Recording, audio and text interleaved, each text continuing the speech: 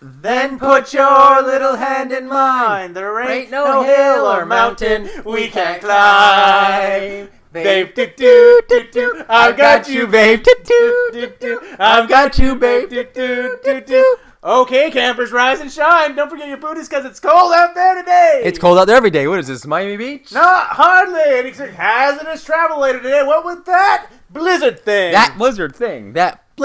Oh, well, there's a National Weather Report right here. This is going to be a big blizzard thing. Yes, it does. And you know what makes today especially interesting? Especially cold. Yes, especially cold is the question on everybody's lips. Their chapped lips. Right? Their chapped lips. Will Phil come out and see his shadow? Punxsutawney Phil. That's right, Woodchuck Chuckers. It's Groundcast Day, a Groundhog Day Podcast. Final episode. Episode 52, we think. Of 52. We think, unless we skipped an episode somewhere along the way. We're really bad at math. It's about 2 weeks before our first episode aired, so somehow this is airing in November. So currently, today is November 30th. November 30th, 2019, 8:01 p.m. And Trump is still in office. But you know what? We'll update you if he's not anymore. For a special episode. For a very special episode. So, with that, I'd like folks, to thank Trump for being a part of this show in passing. Just a figure in the background. Yeah, just overlooking it, because that's really what Groundhog Day is all about. Mm-hmm. Just reliving the same crap over and over again, day in, day out in the news. That's Randy, I'm Bobby. Yes, that's right. I'm Randy. Hi. And that's Bobby. Hi. And I don't know why you're waffling for time, because we are marathoning it today. To spill everything we know about Groundhog Day. You better start getting that notebook out then, buddy. Nope, that doesn't get touched until a point later in time. So, how was your watch of Groundhog Day this week? My watch of Groundhog Day was just now with you. We just watched it at regular 1.0 speed. Normal speed like a normal person. In fact. Wow. So, how was your watch this week? It was okay. I went shopping earlier today. I bought some new boots. But how was your watch? I'm awfully proud of my new boots. Then I got a new windshield wiper. Then I had to pick up my mom from grocery shopping. And so what'd you think of the movie? All that being said and done, and then I got myself a drink, and I was getting pretty good and drunk while I was sitting here watching it on your couch with you. And I talked to you during the watch, so it wasn't so bad. So that wasn't so bad. And you know what? This is my 50-second watch. 50-second for both of us. I enjoyed it. Not in our live, just in this show. Just this year. Yeah. I've seen this movie way too many times. Mm-hmm. I still like it. I still enjoy it. Why don't you ask me about my first watch ever of this movie? And I was about to ask you about your first watch ever of this movie, but you were talking about how you bought new boots and how proud of them you were. Oh, yeah. They're negative 40 degrees Celsius rated, waterproof. 40 gram, baby. 400 grams. To be stuck in grams. his Groundhog Day up in the mountains. Yeah. So the first time I ever watched this movie, it must have been 1990, maybe it was 1994, because back in those days, back in those olden days, it would take quite a while for a movie to come out on VHS tape after it was in theaters, so it must have been at least a year later. Okay, boomer. Yep. And, we're like, what the fuck are we, generation? We're millennials, we're old millennials. Yeah, old millennials. And... So we get to say, okay, but we don't. I was about 8 years old, and I was my mother had rented it, and I wasn't really paying attention, because you don't really watch adult movies when you're that young. You want to watch, a kid's movie. And she was watching it, and I was just in the room, and she fucking turned that movie off at the Rita date and said, "This is too stupid." And that's my first encounter with Groundhog Day.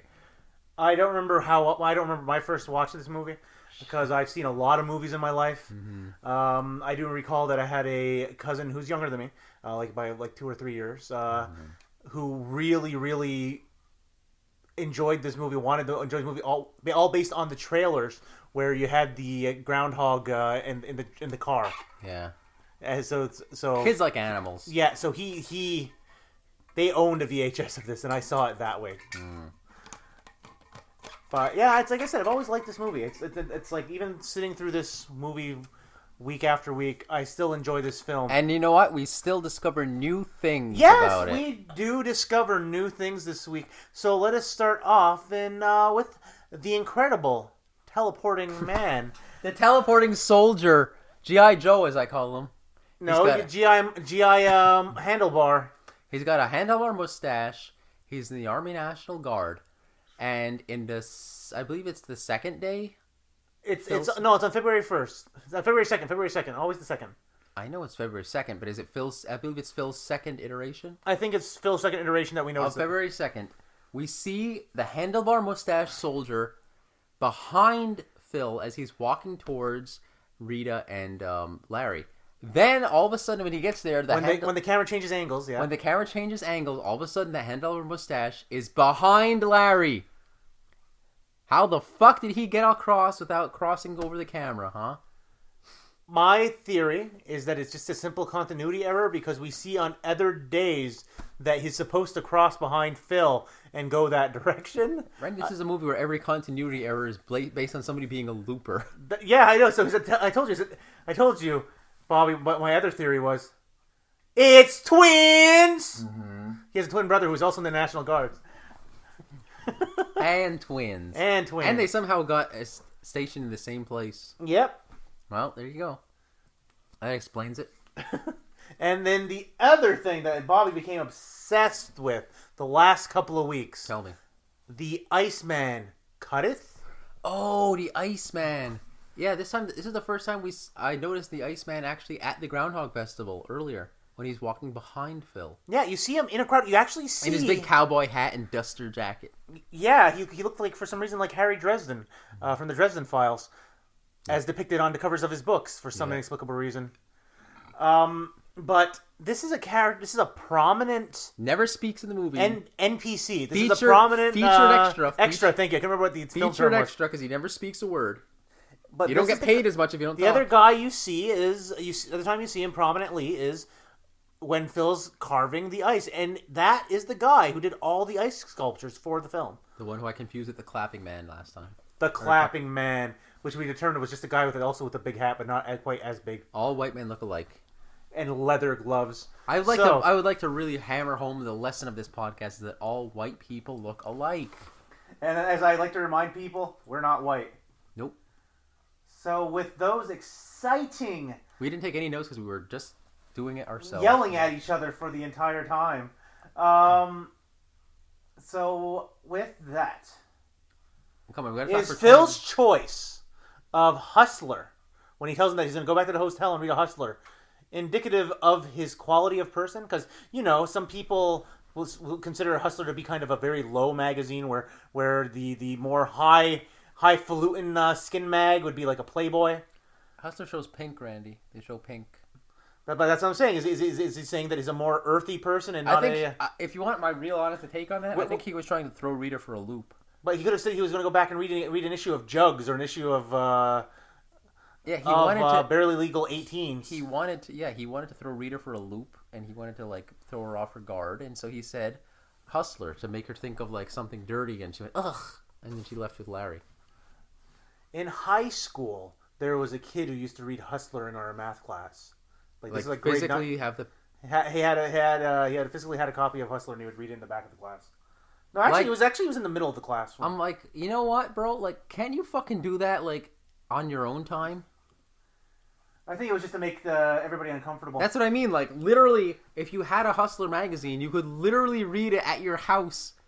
And not read it, but look at the pictures at your house every night. You don't have to bring it to school with you, Are you so horny that you have to have it in the school with you and you can't wait until you get home?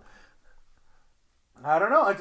Just some random thing that popped in my head. Jesus. So, another thing that had popped out to me that I want to bring up. So, when Phil's talking with Ralph and Gus and talking about his time on the Virgin Islands, is there a significance to him saying that he made love they made love like sea otters? Yes. Is there a specific reason why he chose to use the phrase like sea otters? Yes, Nancy makes noises like a chipmunk. Everything is linked back to fucking rodent-like creatures in this movie.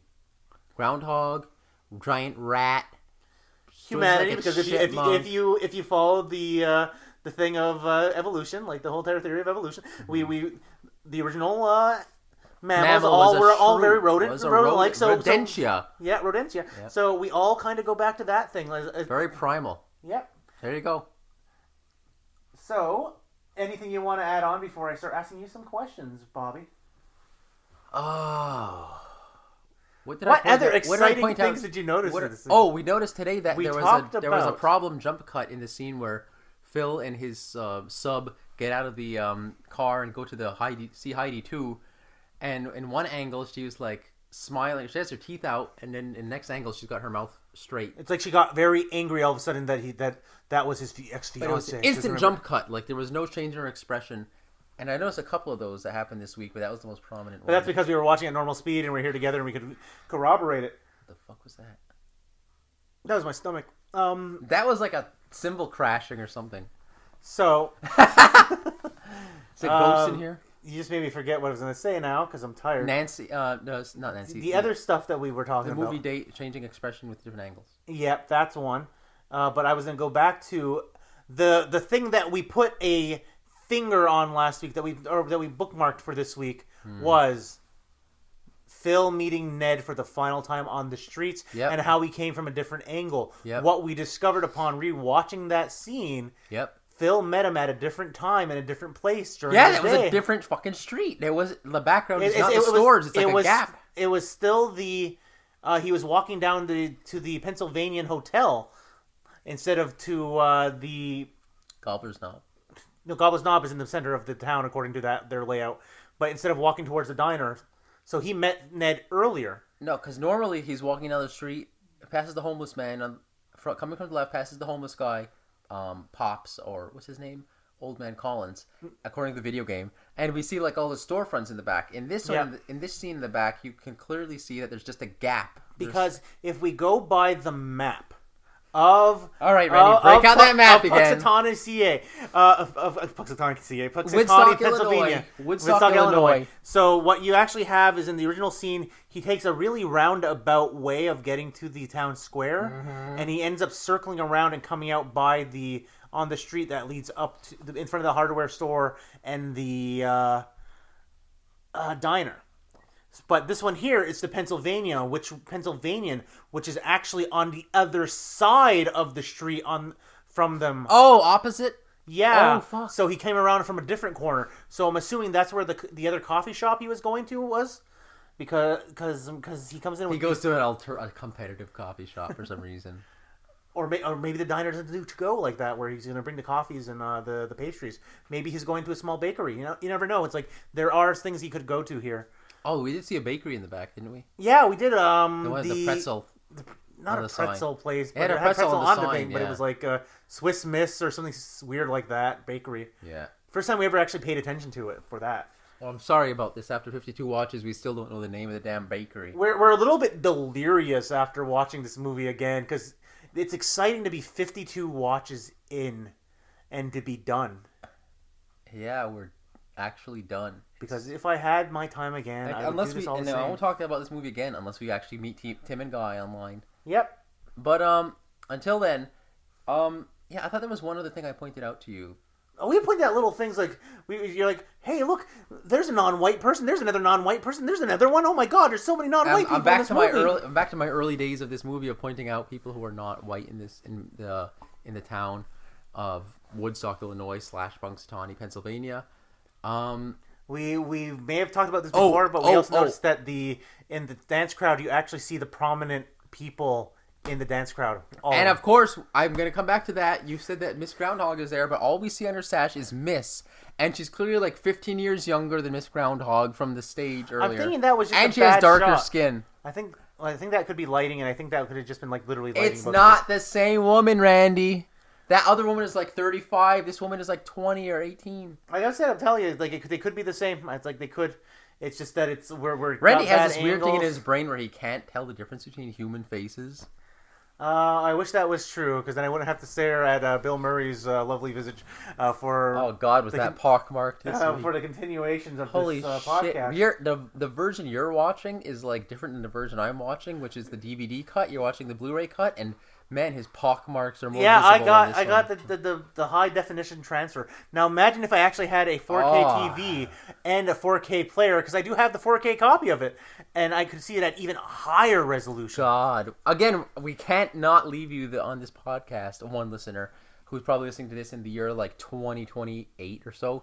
We cannot leave you on this journey you've gone through without mentioning again Bill Murray's hideous visage. To his face. Fuck, it's awful. Callback, yeah. It's awful. So, with 5 minutes left on our clock, and like I said, we have no time limit. No, we have our minimum. Like 5 minutes left on our minimum, because we're gonna talk until we're done talking about this film. I have questions for you, Bobby. Ask your questions now. After 52 watches, what is your final word on Groundhog Day? What do you mean, my final word? What is your review of this film? It's so hard because I couldn't. Okay, let's. What, you mean would I advise a person to watch this for their first time? Yeah, would you? Yes. So that's the very base. I would is this a advise thumbs up or a thumbs down? I would advise every human being to watch this movie once, because it was an original take on. It wasn't the first take, obviously, because as we learned in our research, there was many takes of the time loop before, dating back, I believe, originally to a short story called Every Day is Christmas. But I would advise everybody, this is the first prominent time in Western pop culture that a time loop has come up, that yes, every human being should watch this movie once, but I would not advise watching it more than once a year. Watch it on Groundhog Day, and never watch it again until next year on Groundhog Day. Leave it like a Charlie Brown Christmas. Just keep it special, and it'll be fine for you. But if you try to watch it too many times, you'll be like, this movie. You'll start seeing like, this movie is fucking stupid. This movie, yeah. So for my another review, thing I mean, I hate to cut you off, but there was another thing we mentioned, I think earlier off mic, but like we strip mined this movie for content in the first half up until the halfway point where Phil and Rita are dancing in the gazebo in the snow, and the second half of this movie we like barely touched. When you watch this movie, it is so front half heavy that you will just analyze the shit out of the first half, and then by the second half you'll be like defeated and you won't be able to say too much about it. It goes back to what I was saying previously about how as he gets closer to being a better person, there's less and less people in the film, less and less things to look at. And that's why I've been jokingly saying for weeks now that this is him dying. This is him. This is his life moment. And as Jacob's Ladder ending. Because the final shot of the movie is just him and Rita in a white land and heading off with no other humans in sight. So him heading off to heaven. Him and his final brain just. Paradiso. If you will. To harken back to an episode back in about episode 18 where we compared this movie to Dante's Inferno. He's pulling or the the Divine Comedy. It's somewhere in the early 20s, like the first 20 episodes we talked about Paradiso. Yeah. About 18 is in the first 20. Inferno, Purgatorio, and Paradiso. We made some comparisons. I remember that episode. That was a good episode. Those were that was like almost last year. So yeah, my movie, I give this a thumbs up. This is like a really good movie, and I agree with you. It's like I do recommend this movie to other people. I do think that people should see it more than once, but don't ever watch this movie this many times in a row because it does things to you. It'll ruin it for you. Yeah, it does things to you that are unspeakable to the way your brain chemistry is affected by watching this movie every week. Yeah, I can't watch it anymore now. Like, it's sad. I used to like to watch it on Groundhog Day, and now it's just like... And now if I see it, I'm just going to be like... Ugh. So my next question is... Like, I ate too much sugar, and I don't want to eat sugar. My next question for you is... What is a standout point for you for this movie? Like, what's a high point for you for this movie? Oh, it's going to have to be Angry Phil. It's going to have to be right after Phil fails miserably with Rita. Because I still, to this day, I even cringe at that part where he says "I love you" to her. Serial killer Sting. On the date where he was trying to save Scummit and like brute force his way to fucking her, like right after that is the funniest part of the movie to me, because like when he comes to the Gobbler's Knob and he just looks like a zombie, and Rita's like, "Hey Phil, what's wrong?" had a rough night, and she's like all enthusiastic, and he's just staring at her like with a dull expression on his face. That still cracks me up. And then him like again the next day just going like or the next coming days being like, I got a prediction for you. It's gonna be cold. It's gonna be great, and it's gonna last you the rest of your life. And then also going like, "Well, you got a problem with what I'm saying, Larry? Huh? How about you, princess?" And also when he was just going like, "Yeah, there's this groundhog is gotta be stopped, and I'm gonna stop him." Like, just crazy Phil is the only highlight of this movie because that's where I am. Like, I'm frozen in. Look at this. It's pathetic. Thousands of people coming to worship a rat. Like, that's the area where I'm in after 52 watches, and I've not ascended to being happy. I just made me angry. Do you think that, given time... And I'm just chugging that fucking hard liquor and eating popcorn while watching Jeopardy. That's where I'm at. Do you think that, given time, that in the future... Another 52 watches, you that, would say? No, not, I wouldn't say for you for another 52 watches, but I would say... do you think that you would at some point be able to return to this movie and finally have reached ascended Phil at the end to become a better person from this movie and having enjoyed the movie, enjoy it once again and come full circle? If I had my time again, I would do it all the same. I don't know, man. No, but could you see yourself in 10 years? Could you see yourself enjoying this movie again? Probably. I feel like, I just have to get away from it for a while. I just have to not watch this movie for like a year, and then we'll see. Yeah, you know, say. So I'm going to ask you, well, I should probably say what my highlight of the film was. And, like, the thing that gets me every time, even though I don't show it, I still chuckle inside myself, is the whole bit with Ralph and Gus and Phil with the car. I get no more joy from that. That will consistently... brings just a little bit of joy because it's like I like the slapstick of that situation. And Gus is dead. I like dead. The chemistry of all of them. Yeah, Gus is dead. They're that's ridiculous. It's like it's just it works out so great. Which also brings me to diabetes people. What my next bit was going to be. Get my your next blood question sugar for you checked. was going to simply be, who's your favorite extra? Who's your favorite background character? We really have got to solve now that we're on episode 52 the mystery of the old man in the bar. You want to go to our? Okay, let's. Well, I'm going to say Gus and Ralph are my favorite extras, like background characters. But let's jump into our fan theories. What's our favorite fan theory? Yeah, we gotta wrap up that story. We had a story going. We haven't really updated it recently, where Phil's a looper, the bartender's a looper, Nancy is a looper, and Phil got out of the loop, and we had Nancy and the bartender still in the loop. We've got to give them an ending somehow. Are they still in the loop? That's what it's saying. That is the question. Is it simply? Could it simply be that once one of them breaks free, they're all free? All right, there you go. Thank you for solving it. Because Phil's free, he's moved forward in his time. But are they still reliving that day with Phil? Oh, so you're saying like when a time loop happens, everybody just gets like thrown into it like it's a pit, and as soon as one person gets out, it just breaks it, and everybody flees. Yeah, it's like could I'm just giving you ideas of like what could it be? Because it's like.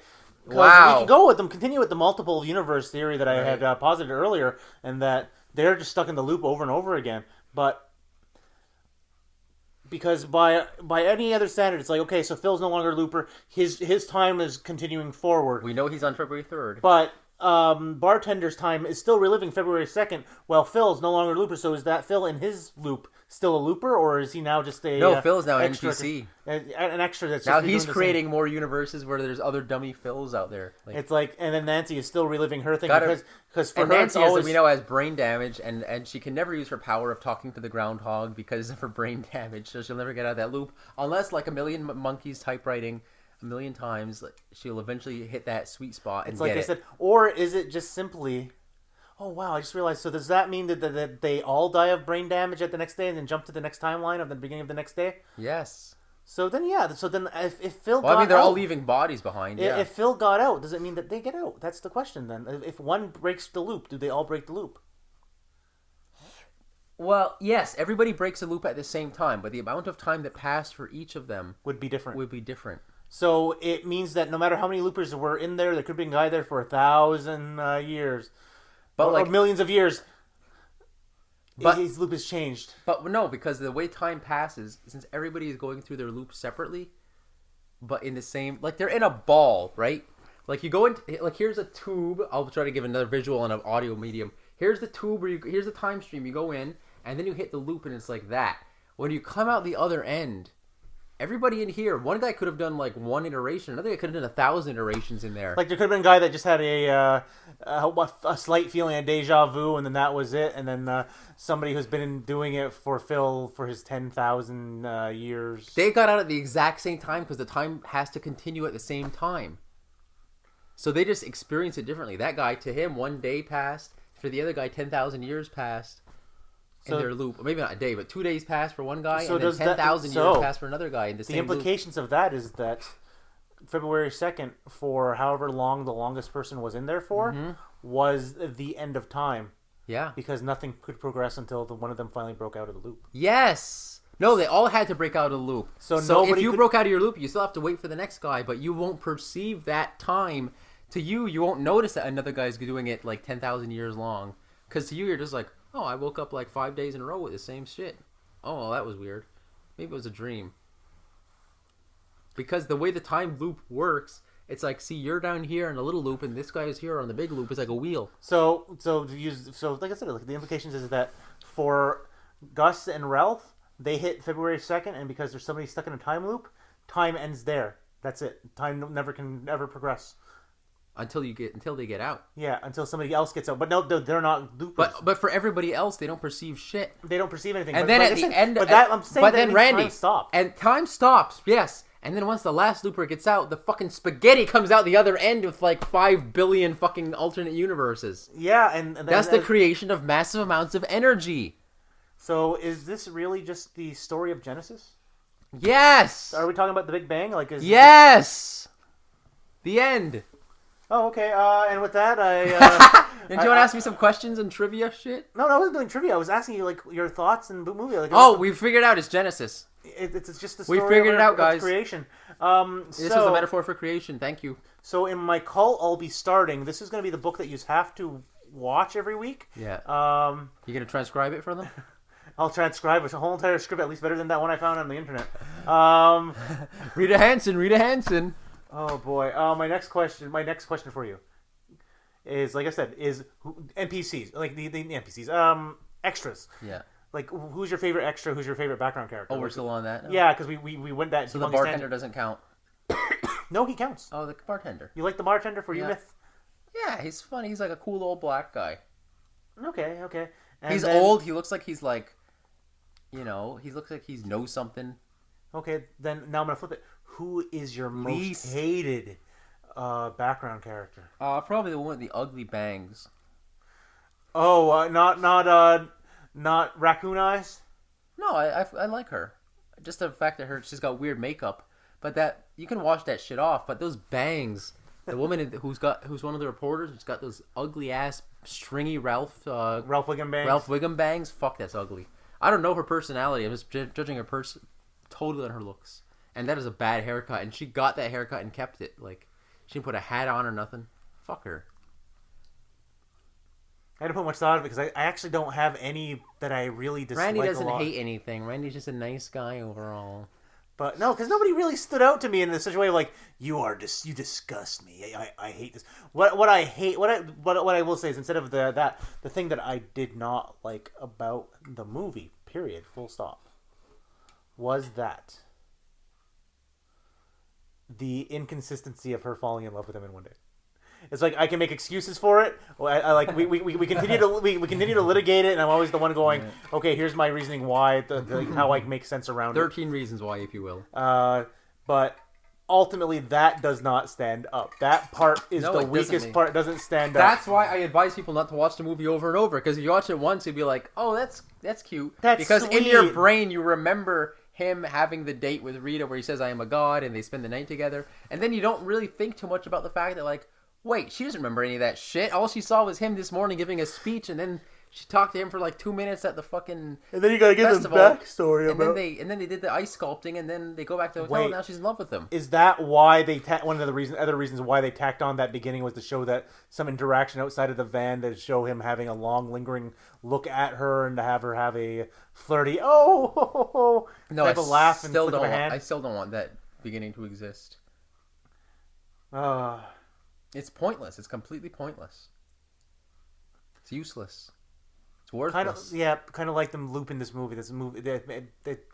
I got very... Oh, Randy says this is a movie about nothing where nobody learns anything and nothing happens. And No. He learned he something. got nihilist at the end here. But it's what it actually is that Nihilist he went into the loop. It's like there's no. He went into the washing machine. He came out the washing machine. That's it. The loop, it's like it didn't need to be him entering the loop. The loop just happened. It was just the force of nature. No, yeah, that's what I'm saying. It was like you got caught in a whirlpool. That's it. And it was just there was no divine mind behind it. We were wrong.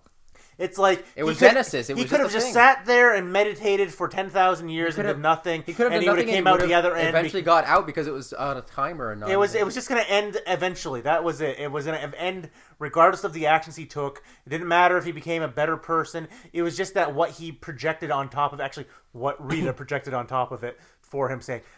Because Randy, let me get a little meta on you here. If we can really think about it, right, the universe itself doesn't really give a fuck about our human morality. Like, to us, we have morality that is based on our human existence and our mortality and being in a society and things like that. And we value things like altruism and, oh, you should help others and you should do this and that. But to the universe, like, it doesn't give a flying fuck if whole species on planets go extinct because it only cares about, like, stars and shit. It doesn't even care about that. It's just a big black thing. It just is. And eventually all the stars are going to burn out and there's going to be entropy. And everything is eventually going to come back together and scrunch up super tiny until we're nothing but a single mote floating on the seas of whatever you want to call it. And then it's going to explode again and Groundhog Day. And we're going to start all over again. If only there were some species of interdimensional entities that were trying to prevent entropy somehow. Boy, what a story that would be. Some might even say they would need worthy opponents. Yeah. Anyway. Well, that's some might say they need a worthy writer to pull it off. Yeah. Some might say that, but that's a different story for a wow, different that's time. wild, bro. I mean, wild, very wild, very wild. Yeah. But yeah. So I guess, have you broken this down enough? Do you have anything else you want to say? I was gonna start talking about quantum mechanics. Please do, because this is our last episode. We're not coming back. I don't need to because it's like I'm good. I think I'm good. Randy. So what I'm gonna start wrapping this up here. Might as well. So Bobby's done with this movie. Remember that time we were gonna like watch other movies and compare and contrast them to Groundhog Day, and we kind of gave up. Well, that's because we wanted to spend as little time on this as possible to the point. Was there any other time loop movies we were going to watch that we didn't? Oh, I think there's a lot of them. It's just that we were like... We did Happy Death Day 1 and 2. We don't want to watch Russian Doll. End of Tomorrow. Oh, we didn't watch Russian Doll? We didn't watch any episodes of Russian Doll. Oh, fuck yeah. We didn't watch that Wayans movie, Naked. Oh, fuck, we didn't watch that either. Nope. There was... oh, my God. We owe you a bonus episode, people. Which is going to lead me to the big, quote-unquote, announcement. Reveal for this episode. Randy's naked right now. So, Bobby... Huge gut, tiny penis. Big ass crack. While Bobby is tapping out on the film, I don't know if I can live my life without watching this film once a week. I think I would feel a void.